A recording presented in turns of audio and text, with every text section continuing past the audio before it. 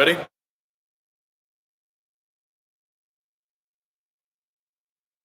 Good evening, everybody, and welcome once again to our Missouri Valley Conference Men's Basketball Banquet. I'm Mitch Holtis, and proud and honored to be here for my 28th Arch Madness. But this year is special and different, and for the first time in the 28 years that I've been in this event, something really cool is happening. All 12 teams are here, and all 12 teams have everybody on their roster here. That has never happened in this event, and we need to acknowledge that because I think it's awesome. Now, by the end of the night, we might have a vote of who's the best dressed group of dudes here or the best mannered, so that's up for grabs. We'll vote on that later, but what a year. And I hope all of you guys here tonight, whether you won an award or not, feel special. And I hope you feel what I felt on my very first Arch Madness 28 seasons ago, that this feels like an NCAA regional. And when you go on that layup line tomorrow or the next day, when you start your tournament, I hope you feel that same feeling, because this is a special event and this is a special league. Now, with that, we need to honor what happened this year.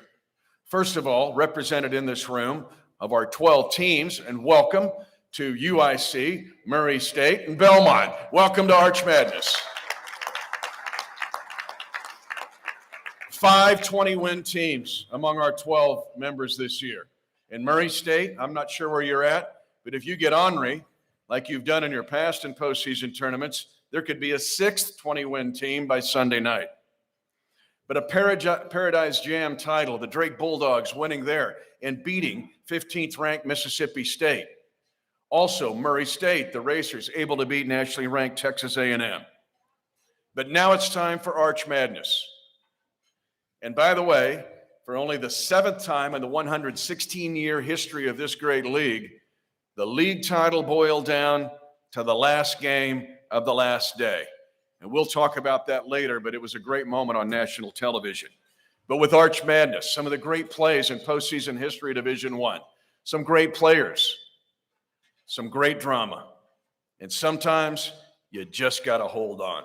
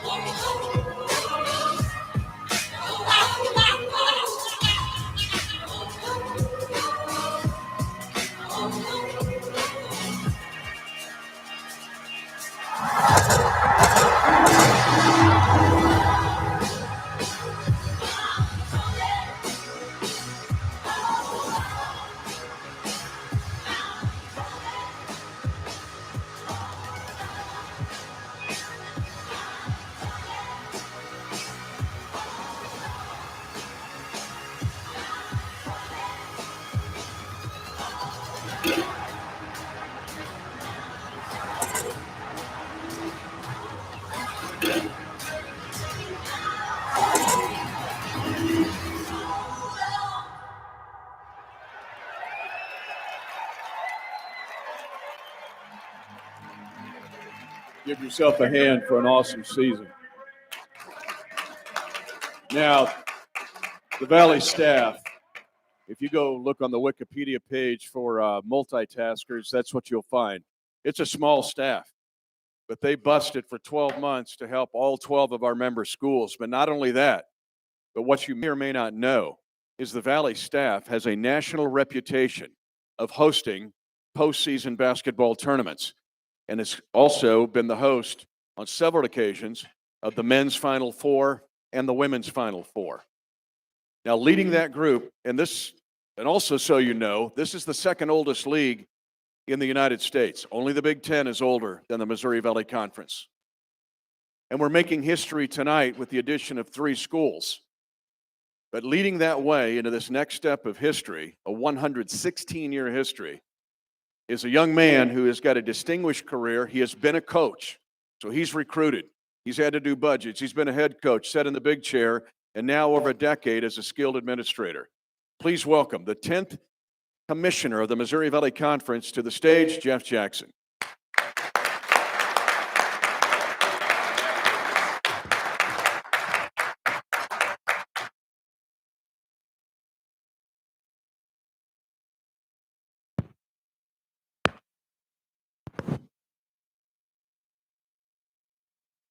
What a year. And I remember a year ago at this time, because not all the invitations weren't official yet, but to add 3 teams and have 12 teams this year. What about this year and what's happened thus far? Well, I think you're starting in the right place. Really fortunate. State and Belmont had tremendous impact on the conference. One of the things that we're always looking for is how do you quantify that? We've seen our attendance jump from 15 to 20%. The quality of the play this year, thanks to the many student athletes right now out here in this audience, have been stellar. Our MMR, when I say our MRR, multimedia rights, when we're talking to our broadcast partners, everybody's tickled pink. It's been a very, very good year for the Valley. How cool is it, though? I'm sitting here looking, Jeff, left to right, and I'm seeing the student athletes representing these 12 schools here in one spot. How awesome is that? Well, I think one of the things that really happens sometimes in collegiate athletics that is unfortunate is that people don't understand all the good that our institutions do. I think what you're really looking at when you see this crowd is really what makes collegiate athletics, what makes the Valley, what makes the student athlete experience so special. And I don't think and maybe this is the wrong word, I just don't think we brag about it or promote it enough. So for us to have an opportunity, and we're going to have the same opportunity next week in Moline, to bring all of our student athletes in, congratulate them for a great season, allow them to get to know each other, allow them to kind of gird their loins for some great competition, which begins tomorrow afternoon. It's just an awfully good place for us to be. I want to ask you had to make a decision. You're going to play a double round robin, 22 league games. Seems like a lot, but you played 20. Mm-hmm. The decision to do that and the way you set up the league schedule. Well, somebody came up with a very foolish idea that we should play 20 games. Okay. And as an ex-coach, I apologize to all the current coaches in the room, because I don't think anybody has gone through a more challenging gauntlet than having to play 20 games in our conference. Now, we're able to do that because of the depth of our conference. One of the nice things that we've seen, and again, getting into a little bit of the data, is there's a metric out there called the net. And one of the things that we really like is that we've seen the nets of our teams rise in conference play, which I think is indicative of the fact that we have that type of quality. But I've talked to some coaches, and I think they would be fine with 10 games, considering how challenging these contests are. For sure. And then you get a regular season title that goes down to the last minutes of the last game on your grid. We've been lucky a couple of years ago in a row. I was telling Mark Nook, the president at the University of Northern Iowa, I was in Cedar Falls last year when Bowen made the dagger shot. Okay, and I was telling somebody, there were probably about 7,500 people in the building, but there'll be about 30,000 people who claim that they were there. And I've got an interesting, I think it'll be a similar story for the fans of Bradley and Peoria this upcoming year. The Arch Madness has a history of one of the greatest postseason tournaments in all of Division I. You had to make a decision too, 12-team league. You do buys, double buys. How do you set all that up? What about the decision with the format that we'll start with tomorrow? We like the conventional format. We think that the depth of our conference is true, and so that means that every game matters, every game counts. It's going to be interesting because in the past, when you had 1 through 6 getting a bye, it's a little bit different because when you have your 5th or your 6th place team playing in the 12th, you got some pretty successful teams having to play on the first day of the tournament. And I think we all noticed a little bit of angst that was taking place in the conference in order to try and get to a place where you didn't have to play on Thursday. And I'm sure that's going to become part of the goal and part of the mantra for all the teams in the Valley as we move forward. But what about this event? Because it does have a feel of an NCAA regional. It is. It's very similar. It's not a coincidence that the Enterprise Center is used to play the NCAA regionals. We've been very pleased with the pre-ticket account. It's been fantastic.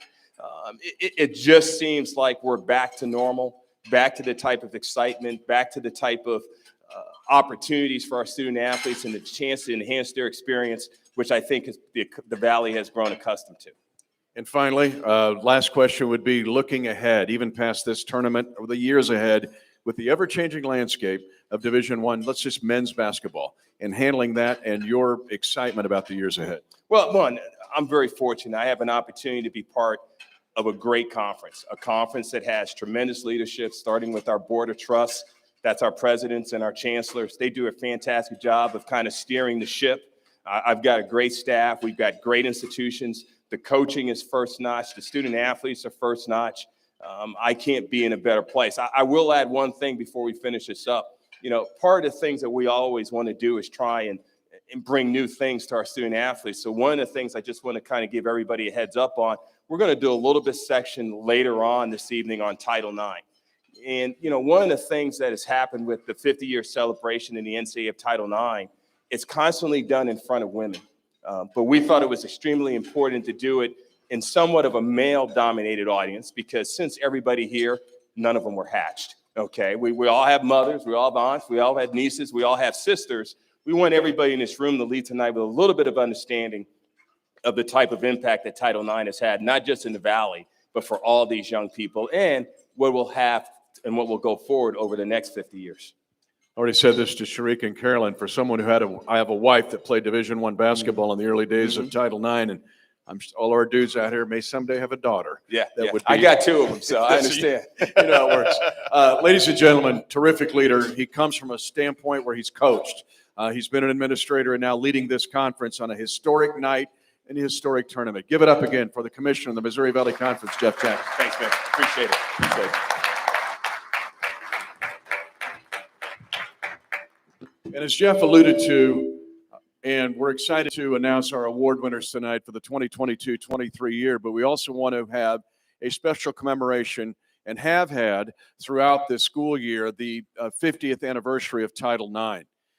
Now, this league was a leader in pioneering for women's athletics even before the implementation of Title IX. All you have to do is find any search engine you want and look at the Hall of Fame members of this league. And you'll see what I'm talking about. Players, coaches, administrators, leaders.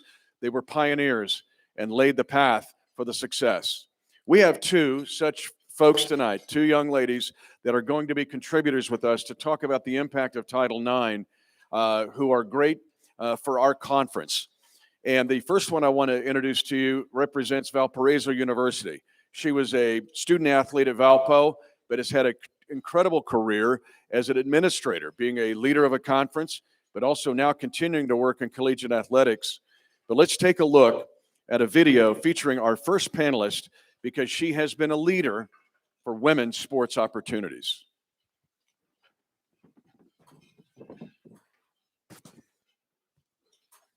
Carolyn Schlie-Femovich has impacted generations of women's student athletes through her work in intercollegiate athletics administration.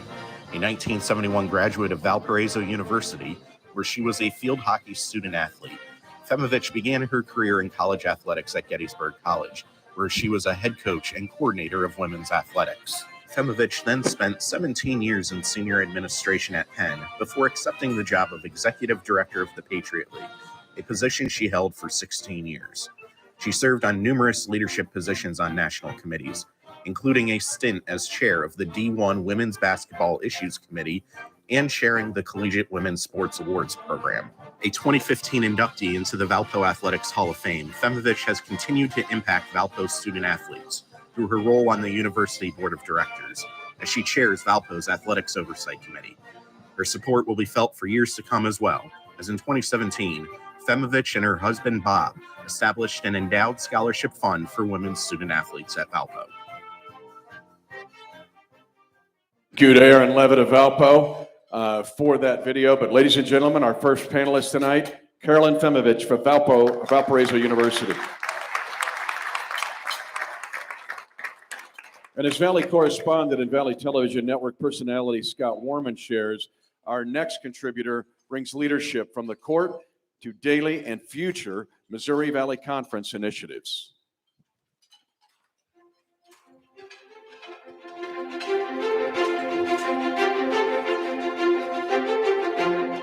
As a women's basketball student athlete at Gardner-Webb University, Sharika A. Montgomery appreciated everything the North Carolina-based university did to help her succeed. Those experiences have been the foundational blocks for a career that is focused on providing opportunities for student athletes and preparing the next wave of collegiate administrators. Montgomery began her path with a 7-year stint at the Big South Conference, serving as Assistant Commissioner for Compliance and SWA in her final 3 seasons, and being a member of the inaugural NCAA Board of Governors Ad Hoc Committee to promote cultural diversity and equity. Most importantly, she had a 4-year term on the NCAA Committee for Women's Athletics, serving as committee chair for 2 years. After stops at Winthrop and the Summit League, Montgomery became an assistant director of enforcement at the NCAA office, served as liaison to the NCAA Women's Basketball Student Athlete Engagement Group, and chaired the NCAA People of Color Employee Engagement Group. A member of the Valley staff since 2021, she oversees the organizational leadership of the league and, in addition, is currently a cohort member of the 2022-23 NCAA Pathway Program, a year-long initiative designed to prepare senior-level athletic administrators for the next career step. Ladies and gentlemen, Missouri Valley Conference Deputy Commissioner Sharika Montgomery.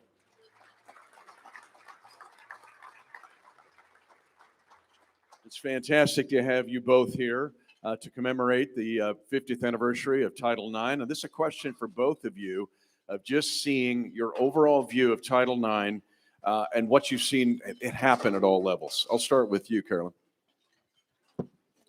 50 years is a long time, and so it's hard to think back 50 years and what life was like before Title IX. There were opportunities for girls and women in sport, but they were not as significant as they are today. But from my perspective, Title IX really is all about access and opportunity for women as well as for men, and providing that experience for women to grow and learn through their sport experience as well as their academic experience. So it's about opportunity and access. Yeah, and for those of you who are not aware, just a review, most of you do know, but Title IX of the Education Amendments prohibits discrimination on the basis of sex in education programs that receive federal financial assistance. Sharika, I'm going to ask you the same thing because you've seen this happen at all levels. Your overall thought on the impact of Title IX. Of course. I think the 2 words that come to mind and very similar, speaking for myself about what Title IX means to me, as well as what Title IX has done for me personally, is education and opportunity. Like many of you all that are here today, athletics was my opportunity. An orange basketball was my opportunity for an education. And so for me to now have that opportunity to serve and continue to keep that legacy going, that's just what I call a tremendous opportunity overall. But for me, that's what it has been for me. And just so you know, Sharika was not just a bulldog with Gardner-Webb, a running bulldog, right? I got to get this right, the running bulldog. That is correct. I think it was a recent rebranding here. Well, let's talk what's unique because, and one thing I love about the Valley is the balance that's represented in this room. 12 members, but there are 7 state schools here, but there's also 5 private schools. And you both were at small private schools. So Title IX, let's say at GW, and what it was like there, and then we'll get to Valpo and how they implemented it. Of course, thinking about my experience at Gardner-Webb University, obviously being a private institution, but having transferred from the University of Memphis, which that was a large public institution. And I often think about that And I saw very little difference. But I think that's a testament to Gardner-Webb University, their commitment to athletics, and just the overall experience that I was provided as a student, but moreover as a student athlete. And just the coaches, the consummate professionals. I mean, I knew what a senior woman administrator, what that role, what that designation meant when I transferred there for a myriad of reasons. So being able to see that, have that interaction, and that just shows the commitment that I had as a student athlete. And Carolyn, for Valpo, the same thing, the transition. I think Valparaiso benefited tremendously by strong leadership within the department at the time. Back in the 60s and 70s, most of the coaches were all faculty members, but also strongly committed to the growth of young people through sport. And so some of the people that were influential in my life, in my years at Valparaiso, were certainly very instrumental in making sure that Title IX was implemented in a way that was fair and equitable. But those were challenging times because it was a sea change for most people to think about young women having the same opportunities that young men do. Today, to those of you in this room, it probably seems second nature to understand that the women on your campus would have the same opportunity. But in those days, it was a sea change, and it took a long time to finally feel the impact. As a follow-up for the pioneer nature of this league, I mean, you look at the Hall of Fame members, coaches, administrators, and players who kind of paved the way. How important was that, and how much should we appreciate that today? Well, the Valley has had, and prior to that, the Gateway Conference had some tremendous women and still do in their leadership roles. And Sharika is certainly a great example of that. But I think the tradition that those people carry with them for your individual institutions, as well as the leadership that they provide and the role modeling and the mentoring that they provided to the people that came behind them, as well as for the coaches and student athletes at the time. But there's such a tradition in this room in terms of the 12 institutions. And so I think that's largely due to the legacy of the leadership on the campuses. And Sharika, I want to ask you, because you talk about seizing the opportunity. This is a league that's had a Wade Trophy winner. This is a league that's had Final Four women's basketball teams and Olympic champion athletes. What about the history of this league for all of us to appreciate, even since the pioneer days, all down through the years of being some of the best and seizing those opportunities? And I think that just goes to show, going back to the level of talent that we have and just a tradition that we've had in our league overall. Me coming to the Valley this previous year, as I shared with many, I was new to the Valley, but I wasn't new to the Valley in terms of this being a conference that just had tremendous success.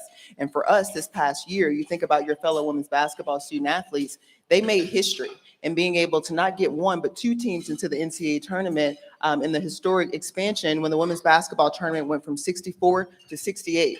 Missouri State women's basketball student athletes, they were one of those historic teams that had the opportunity to do it. So that's just a testament. The trailblazing opportunity has been there, but continuing, and we just saw that this past year on our women's basketball side. Just a couple more questions. Jeff alluded to it a little bit, but we've got our men's student athletes here tonight for men's basketball.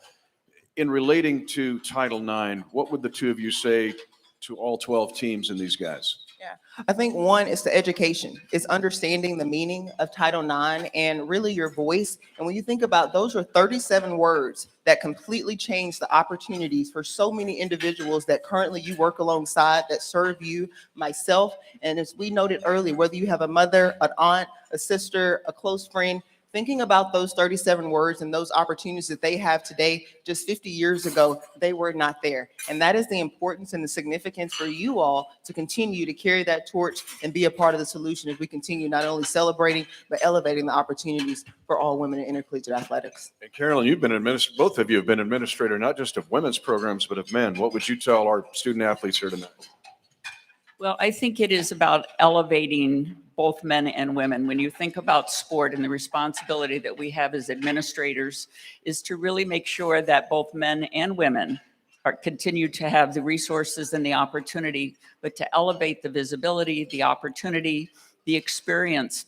When you think about the number of women who are in leadership positions in corporate America today, such a high percentage of them have been student athletes because of the discipline, the dedication, the teamwork, what they understand about being on a team and leading a team.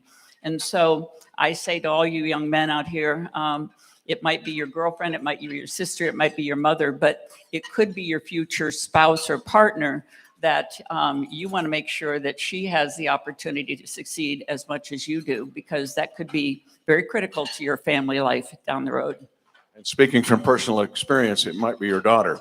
One final question for the two of you, because you have both continued this initiative every day of your career. But I want to ask you, Sharika, about the NCAA Pathway Program and what we're doing there. Yeah, so the NCAA Pathways Program, this is an extensive year-long program designed to really, I summarize as the answer two things, really to develop you as a senior level administrator. Ask yourself if you're ready for that next seat, but then also to prepare you for that next seat. And as we think about Title IX and how just diversity and equity and inclusion is such an important part, this is an area. During some of my first visits that I had with the national office, we visit with Dr. Amy Wilson, who's the managing director of Title IX Equity, Diversity, and Inclusion. So just thinking about that from a perspective of how important this is at every level of leadership, but even at the highest level. And that's something that we're continuing to focus on in this Pathways program. And Carolyn, it's interesting, the Pictor group that you have, that's an impressive initiative. What are you doing with that? Well, the Pictor Group is a small boutique consulting firm, consists of 4 women, all who have been athletic directors or conference commissioners. And we are 4 people that just have a passion for college athletics. And maybe it's because we can't let it go in our retirement years, but it's also because we would like to at least use our experiences to help other institutions and programs excel. And so whether it's strategic planning or program reviews or gender equity or leadership development, we really like to think that we can help people rethink, refocus, and recalibrate to exceed in everything that they do to provide opportunities for student athletes. Well, you're a blessing, both of you are, because of the work that you do outside of your careers to continue to enhance the opportunities for student athletes, both male and female. But in this special commemorative year, the 50-year anniversary of Title IX, we need to acknowledge these 2 ladies and everyone who helps this league and to elevate it up into high levels in helping our student athletes, no matter the school, no matter the situation. Give it up again for Sharika and for Carolyn. Thank you.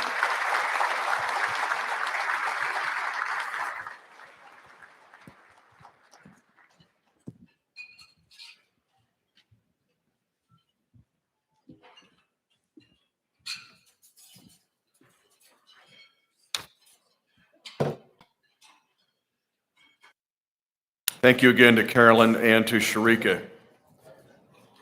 The State Farm Men's Basketball Tournament has been in St. Louis since 1991 as a neutral site tournament. It's no secret that if we don't have corporate support, it just doesn't happen. But this is the 33rd edition of Arch Madness and the 29th tournament at Enterprise Center. And as Jeff alluded to, it is really one of the top collegiate postseason events on the landscape of our country. But there have been so many great moments, but you have to understand the history. This is the second longest running tournament at a neutral site at the same site in the nation. Only the Big East, in their run with Madison Square Garden, has had a longer run on a neutral site than what the Valley has had here with Arch Madness in St. Louis in 29 years at the Enterprise Center.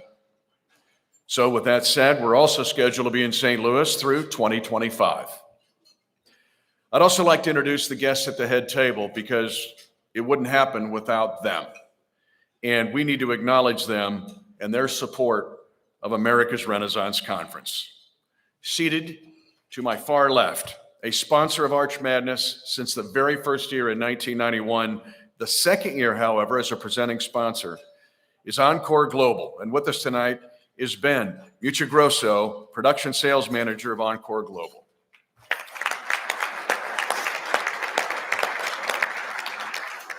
In its 16th year as presenting sponsor of this event and a key member supporting 33 years of Arch Madness, Explore St. Louis. With us, a staple of Arch Madness, Kitty Ratcliffe, president of Explore St. Louis.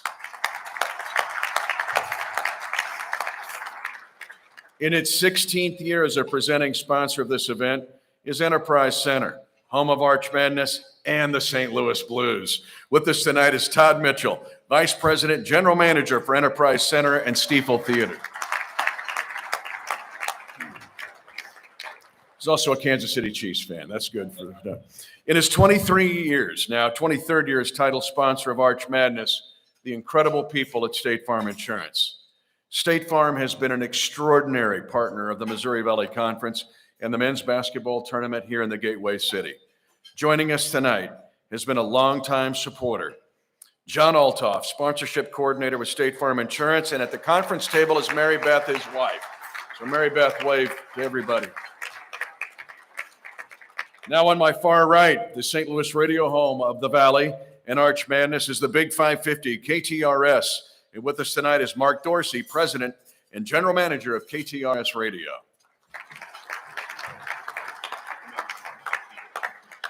In its second year as a corporate partner of Arch Madness and the presenting sponsor of the Larry Bird Trophy, awarded to our Missouri Valley Conference Men's Basketball Player of the Year, Great Southern Bank. And with us tonight is Brian Davies, St. Louis Market President at Great Southern Bank.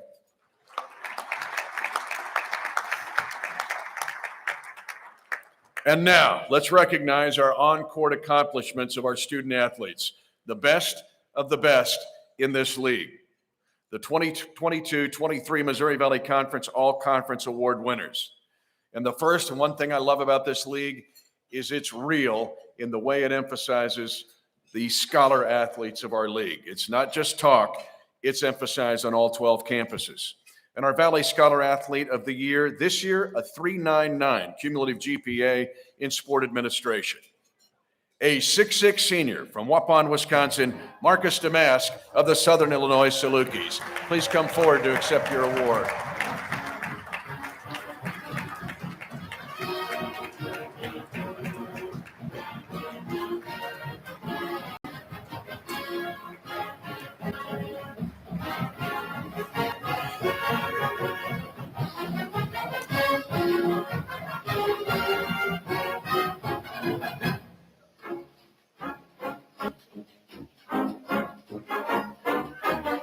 Congratulations to 2022-23 State Farm Scholar Athlete of the Year, Marcus Damask. At this time, we would like to recognize the conference all-freshman team. Now, when your name is called, if you could please come to the stage area to accept your award. Now, for those in the crowd, let me introduce everybody on the all-freshman team at once, and then we'll give them a big cheer when I've introduced the entire squad. First of all, on our all-freshman team, and he's become kind of a cult hero on their campus, a 6'10" center from Oak Forest, Illinois, Robbie Avula of Indiana State. A 6'6" forward from Dubuque, Iowa, Michael Duex of Northern Iowa.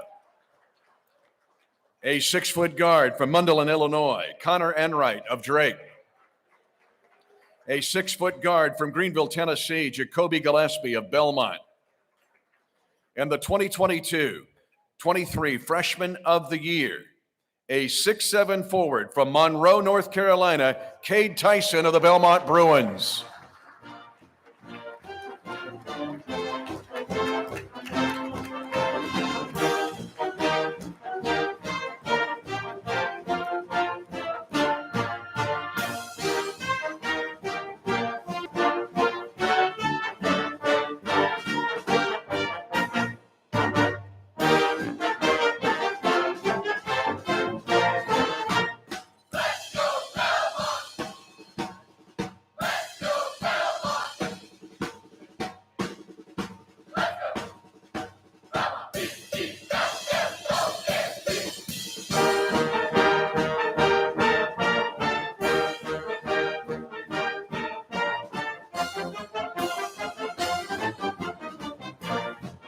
Let's have a round of applause for our all-freshman team and our Freshman of the Year.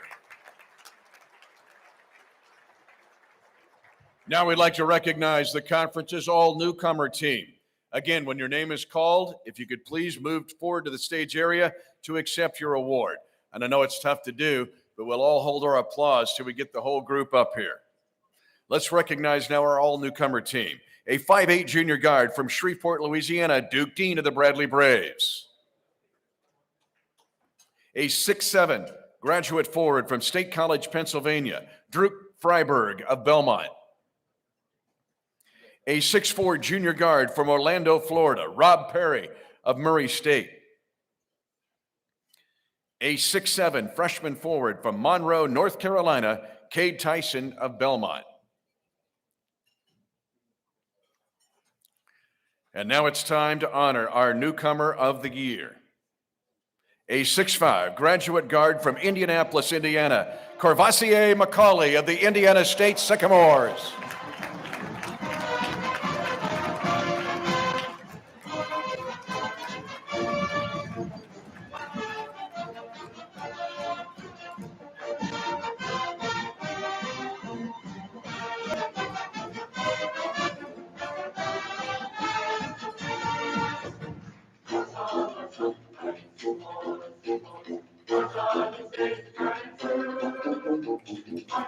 Ladies and gentlemen, our all-newcomer team and our Missouri Valley Conference Newcomer of the Year.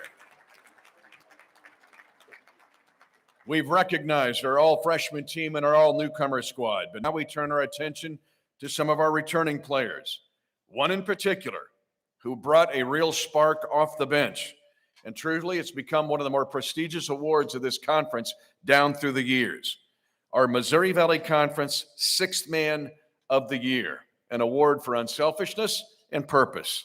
And this year's Sixth Man of the Year, a 6'6" graduate forward from Saskatoon, Saskatchewan, Canada, Jashawn Henry of the Bradley Braves.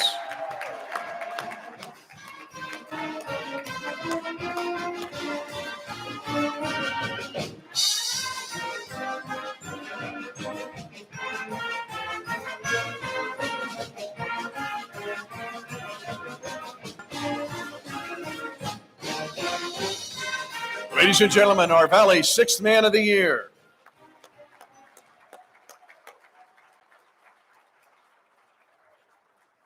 And we now salute. The other thing that this league honors is defense. It has for years. It's why we win in the NCAA tournament. Look it up and see the great victories we've had, because this is a league that guards, and it guards well. Our 2022-23 All-Missouri Valley Conference defensive team, same drill. When you hear your name called, come on up to the stage and accept your award, and then we'll hold our applause till I can announce all of our members of the all-defensive team and our defensive player of the year. On our all-defensive team this year, a 6'8" senior forward from Alton, Illinois, Donovan Clay of Missouri State.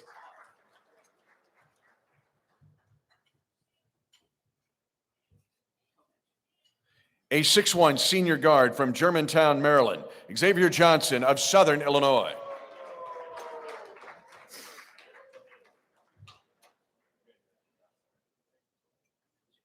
A 6'1" senior guard from Evanston, Illinois, Lance Jones of Southern Illinois.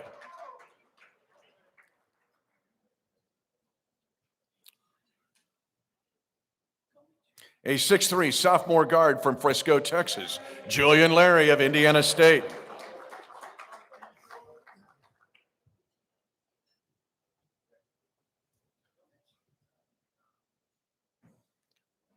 A 6'6" senior guard from Atlanta, Georgia, Ben Shepard of Belmont.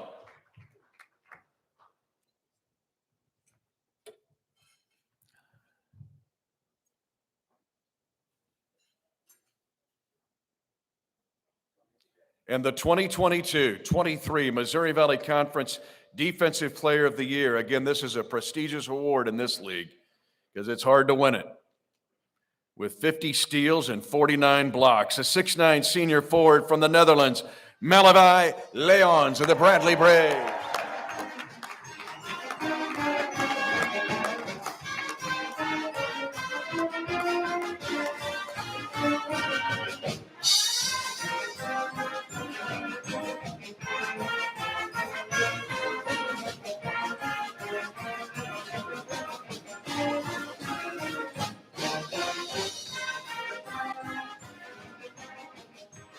Malavi, you couldn't get one more block to be 50-50?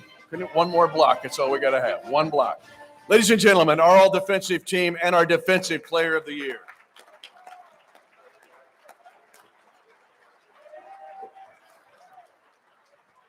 Now it's time to recognize our all-conference honorees. And we're going to announce first our third team honorees.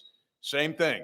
When I introduce you, come to the front of the stage here and get your award, and then we'll hold our applause until I can announce. We announce them all. Got them all. All right, here we go. Third team all-conference.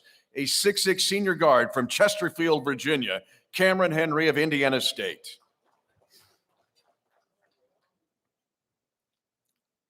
A 6'1" senior guard from Evanston, Illinois. Come on back up, Lance Jones of Southern Illinois. A 6'4" junior guard from Orlando, Florida, Rob Perry of Murray State.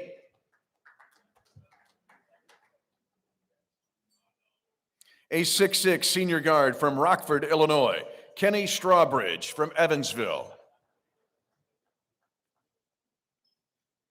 A 6'3" graduate guard from Newton, Iowa, Garrett Sturtz of Drake.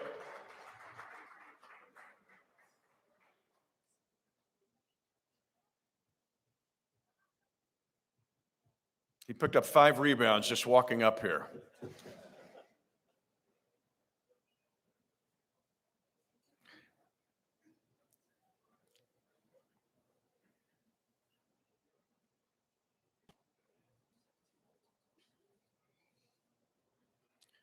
Ladies and gentlemen, your third team, all Missouri Valley Conference selections.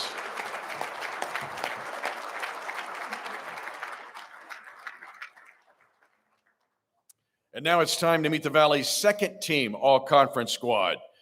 I'll call your name. Come on up, get your award. We'll hold our applause till we get the whole second team up here. The first member of the second team, a 5'11" guard from Norwalk, Iowa, Bowen Bourne of Northern Iowa.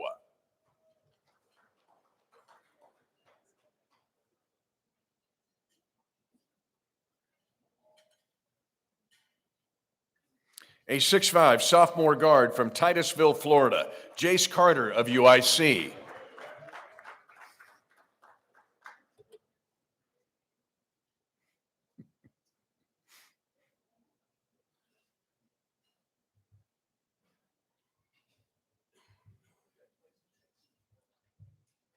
It's like player introductions. A 6'8" senior forward from Alton, Illinois, Donovan Clay of Missouri State.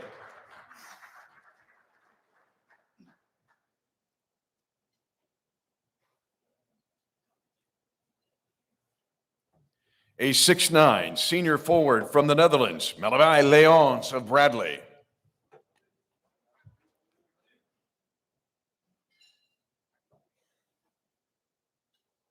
And a 6'5" graduate guard from Indianapolis, Indiana, Crevassier McCauley of Indiana State.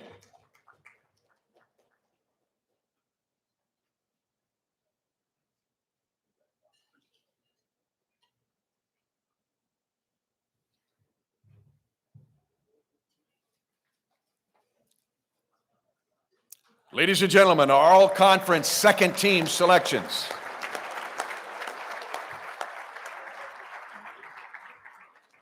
And now it's time to honor the 2022-23 Missouri Valley Conference first team all-conference squad. Again, when your name is called, please come forward to the stage to accept your awards, and then we will hold it until we get the entire first team announced. Jeff told you how tough this league has been this year to play 20 league games and to grind it out. This is an exceptional group of young men. First, a 6'6" senior forward from Waupun, Wisconsin, Marcus Damask of Southern Illinois.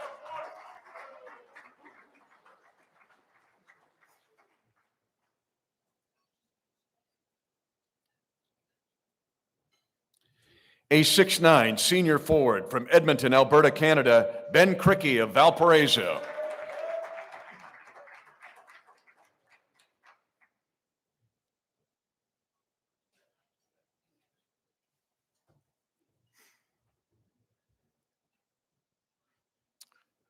A 6'9" junior forward from the Netherlands, Rink Mast of the Bradley Braves.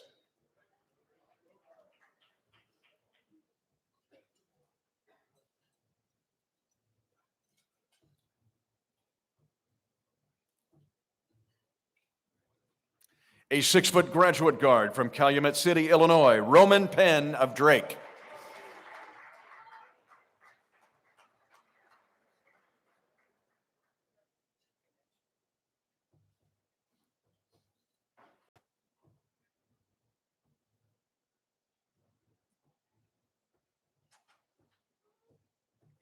A 6'6" senior guard from Atlanta, Georgia, Ben Shepard of Belmont.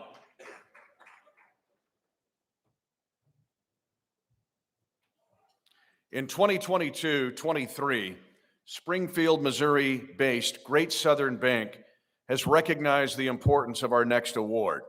Something else to look up is look at the MVPs of this league down through the years.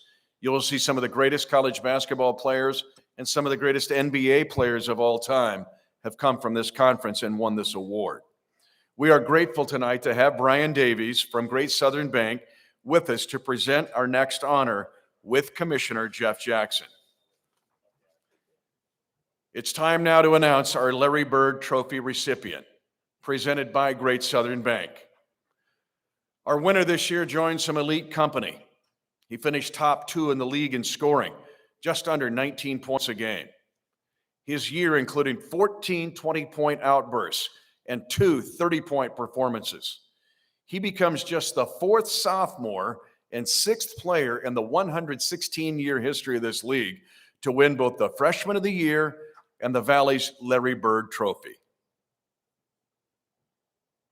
The recipient of the Larry Bird Trophy this year from Great Southern Bank, a 6'7" sophomore forward from Waukee, Iowa, Tucker DeVries of the Drake Bulldogs.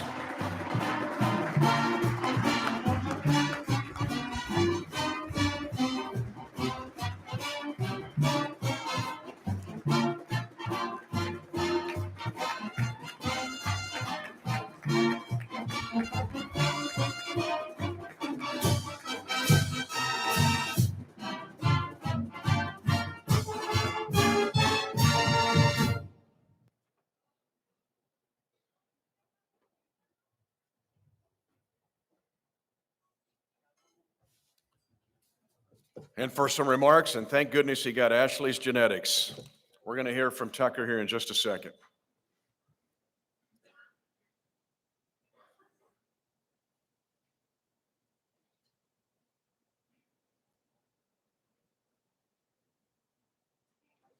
Ladies and gentlemen, let's give a big round of applause to our first team all-conference selections.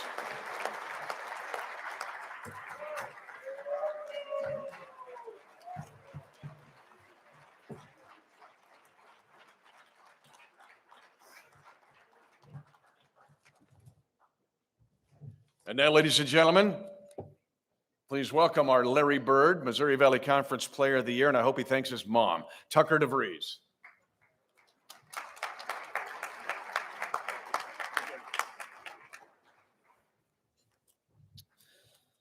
Oh, thank you, guys. Thank you. I first want to start by just saying how grateful I am to be up here to receive this award.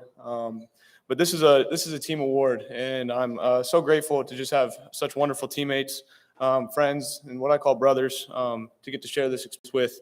And they're an awesome group of guys, and I wouldn't be here without them. So I just want to say thank you, guys.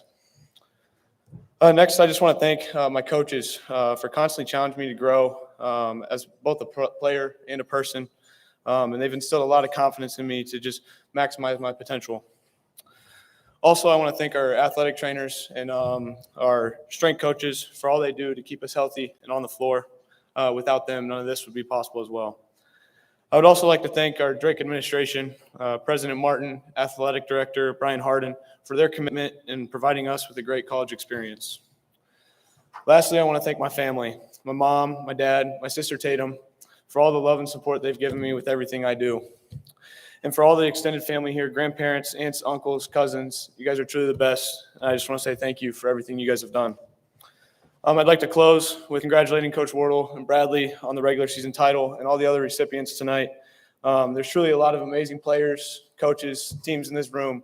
That's what makes this conference such a fun conference to be a part of and so competitive. So thanks again, guys.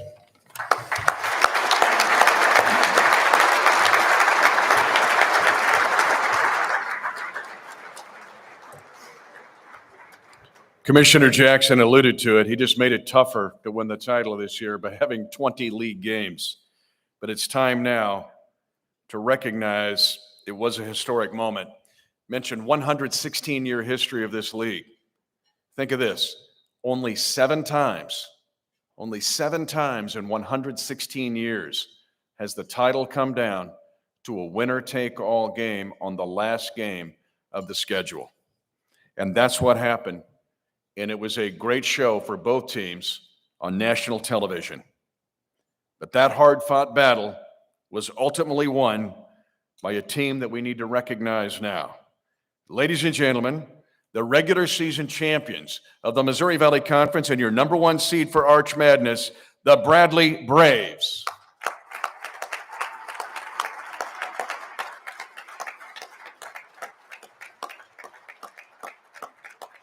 Their first title in 27 years in the regular season. So congratulations, Bradley, to bring some hardware back to the hilltop. Now, we would like to announce our 2022-23 Missouri Valley Conference Coach of the Year. Something else to look up when you got some time to look at the coaches that have won this award down through the years. A who's who list of Hall of Fame coaches for years and years. This year's Coach of the Year was voted on by the league's head coaches, sports information directors, and media, compiled at the end of the regular season. Our winner this year is in his 8th season as head coach at his school.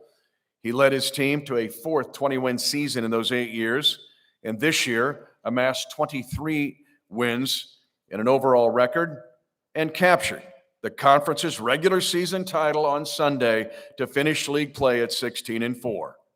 In Bradley's great history of college basketball, he becomes the 7th individual to be named as a Bradley head coach as the Missouri Valley Conference Coach of the Year. Ladies and gentlemen, your 2022-23 Missouri Valley Conference Coach of the Year, representing our regular season champions, Bradley head coach Brian Wardle.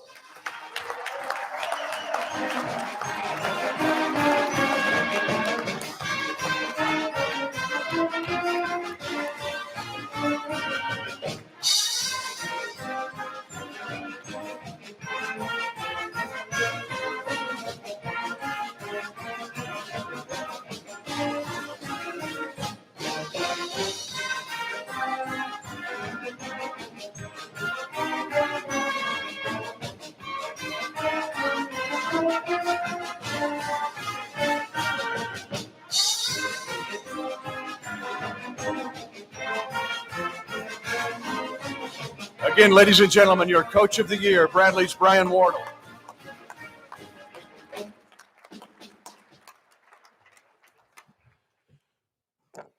Well, I've been to this banquet 7 straight years, and I've heard some great coaches stand up here and accept this award. So I accept this with a lot of gratitude. I'm very, very grateful for everyone that had voted for me, for the opportunity to coach at Bradley University, to be in this league. It's a great basketball league with a first-class conference tournament. And every year I just enjoy this banquet and everybody that's a part of it. So I just want to thank everybody that voted for me. I want to thank God for guidance.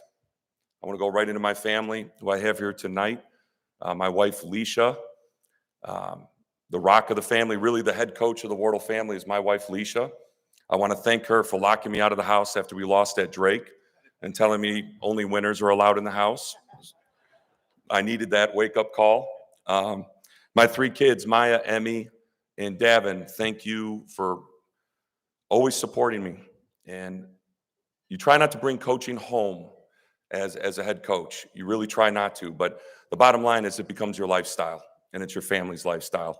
And my kids live and die with every game, just like I do and my wife does. And I just appreciate my 3 kids so much and love them so much. So thank you.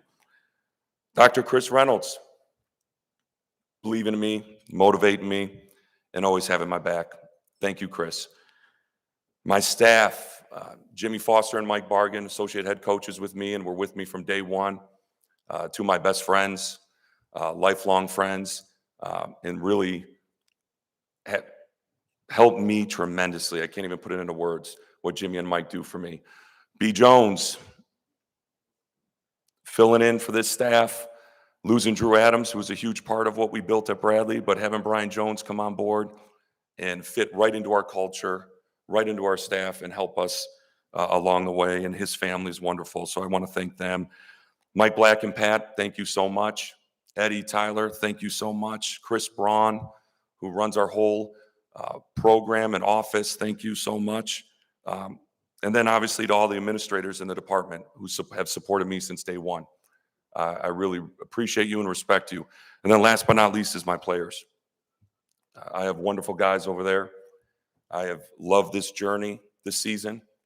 They're connected, they're unselfish, they sacrifice, they work hard every day for me and have unbelievable attitudes. And I just love this team, and hopefully this journey can continue to go on for a while. But I want to thank my players, definitely. There's two types of coaches. I always say this: those who are humble and those who are about to be.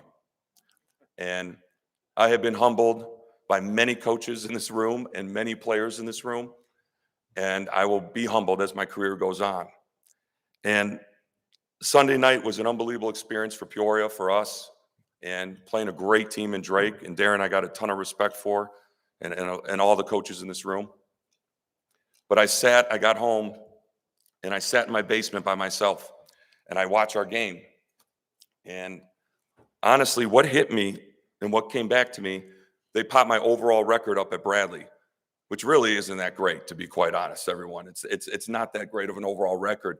But when I sit there, it made me think of my first 2 years at Bradley, 2015-16, 16-17. I lost pretty much 50% of my games, 50% of my games in that first 2 years, building a program. And that 2015-16 team went 5-27. 5-27, 3-13 in the league. But we got better as the year went on. And I sat there in the basement by myself saying, that might have been the second best year of my coaching career at Bradley, honestly, winning 5 games. Because we were the youngest team in America. We had 10 freshmen. I started 5. And the league was loaded. Jake at Northern Iowa had an unbelievable team. Evansville, Marty had a great team. Dan at Illinois State. I mean, the league was tremendous. And we went 5-27, 3-13. But here were our 3 goals of the year. And I want to say this because these things are instilled in our program today. Number 1, I wanted to be the most together team. I wanted to see our bench cheer for each other, stand up when we sub out. I wanted to see guys sprint over and help guys off of the floor. I wanted to see us connected and huddle at free throws, out of timeouts, in practice. And I graded that on film every night after every game. Are we together? Because I knew we weren't going to probably win many games. But I wanted to build an identity, a culture that I felt can win down the road in this great league. I wanted to be the best blockout team.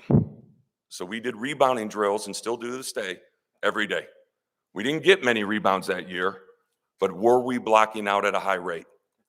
And I tell you, that team blocked out at an unbelievable rate as the year went on, and we got better and better and better. ATO execution, out of timeout, something we can control. We may not make the shot or get the play that we exactly wanted, but are we screening? Are we cutting? Are we getting what we want out of timeouts? That was our 3 goals of that team. And the beauty was it just got better and better and better as the non-conference went on. We won 2 games.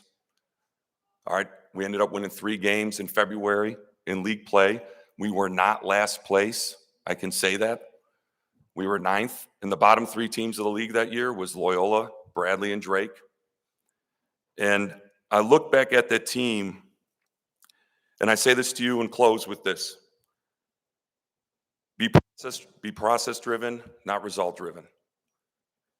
Success is a journey, not a destination. I've learned this through my career. And for all you athletes out there, my 15 and 16 team did not hold up a trophy, did not get to win an Arch Madness. All right, we struggled to win games. But one thing they did is they made a difference. And you don't have to hold a trophy up to make a difference, to make an impact on your program, to help establish a culture, an identity, to help your university. You can do that without holding up a trophy. And that team did that for me, and they did it for this Bradley team and this program, and helped it grow tremendously to where we are today. And that's something we can all do. So I say that in closing. I wish everyone here the best this weekend. Thank you again. I'm very humbled and very grateful for this opportunity and this award. And I wish everyone the best this weekend. Thank you.